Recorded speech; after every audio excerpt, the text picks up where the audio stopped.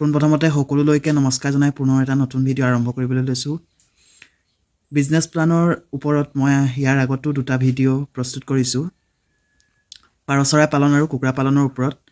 আজি বিজনেছ প্লানখন প্ৰস্তুত কৰিছোঁ গৰু পালনৰ ওপৰত। গতিকে আশা কৰোঁ ভিডিঅ'টো চাব। যোনসকল মেম্বাৰে গৰু পালনৰ ওপৰত বিজনেছ প্লানখন প্ৰস্তুত কৰিম বুলি ভাবিছে তেওঁলোকৰ হয়তো অলপ হ'লেও সহায় হ'ব।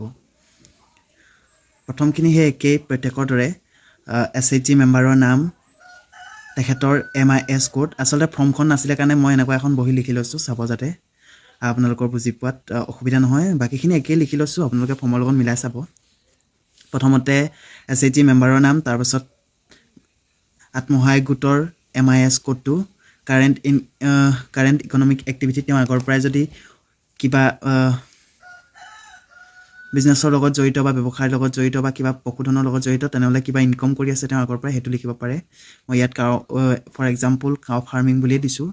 তাৰ পৰা তেওঁ কিমান উপাৰ্জন কৰে মই 30,000 বুলি দিছোঁ। এতিয়া আহিল আচল বিজনেছটো, যিহেতু এখন কাউ ফাৰ্মিঙৰ ওপৰত, গতিকে কাউ ফাৰ্মিঙে দিছোঁ। গৰু পালন, types of business, production, service, trading. যিহেতু গৰু পালন এটা প্ৰডাকশ্যন হয়, মই টিক দিয়া নাই, আপোনালোকে প্ৰডাকশ্যনত টিক দিব। ইনভেষ্টমেণ্ট প্লান, নাম্বাৰ অনুসৰি মই দুটা গৰু লৈছোঁ। আপোনালোকে কিমান পোহে সেইটো নিজৰ ওপৰত ডিপেণ্ড কৰে, গতিকে আপোনালোকে সেইমতে নাম্বাৰটো দিব গৰুৰ। নেম অফ দি ৰ মেটেৰিয়েল, গৰুৰ পোৱালি, মই এটা গৰু পোৱালি 10,000কৈ, দুটা গৰু পোৱালি 20,000 বুলি লিখিছোঁ। খাদ্যৰ বাবদ এবাৰত 20 টকাকৈ যদি 200 বাৰ ধৰোঁ তেনেহ'লে 4,000 টকা। মেডিচিন, ভেকচিন দুইটা একেলগতে দি দিছোঁ, চাব যাতে 50 টকা ধৰিছোঁ। 8 বাৰ যদি দিব লগা হয় দুটা গৰুত তেনেহ'লে 400 টকা মেডিচিন। গৰু ৰখাৰ বাবে গোহালি যদি আছে তেনেহ'লে এইটো স্কিপ কৰিব পাৰে আগৰ পৰাই, যদি নাই নতুনকৈ বনাব তেনেহ'লে 30,000 টকা, 3,000 টকা এটা গোহালিত, 3,000 টকা, গতিকে টোটেলটো হ'ব 27,400। এতিয়া আহিলে ফাণ্ড ডিটেইলছ। মুখ্যমন্ত্ৰী মহিলা উদ্যমিতা অভিযানৰ ফালৰ পৰা 10,000 টকা আৰু আপোনালোকৰ টোটেল হৈছে 27,400 টকা।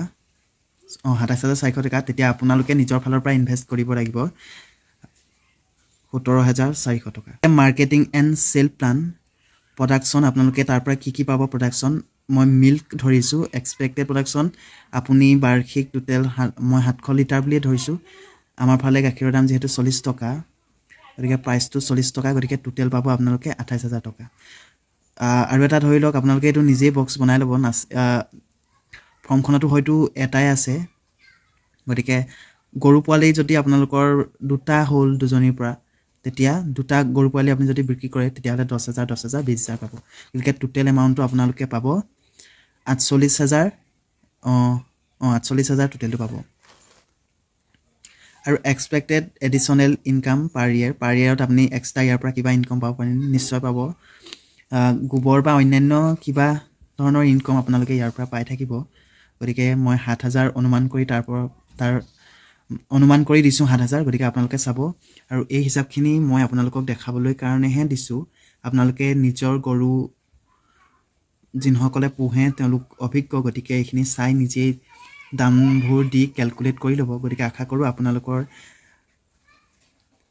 কাউ ফাৰ্মিঙৰ ওপৰত বিজনেছ প্লেনখন প্ৰস্তুত কৰোঁতে সুবিধা হ'ব। আৰু এনেকৈ লিখি দিয়াৰ বাবে ক্ষমা কৰিব, মোৰ ওচৰত পেপাৰ নাছিল। গতিকে আশা কৰোঁ ভিডিঅ'টো শেষলৈকে চালে। যদিহে ভিডিঅ'টো ভাল পালে প্লিজ ভিডিঅ'টোত লাইক এটা দি মোক উৎসাহ জনাব, লগতে চেনেলটো ছাবস্ক্ৰাইব কৰিবলৈ নাপাহৰিব। ধন্যবাদ।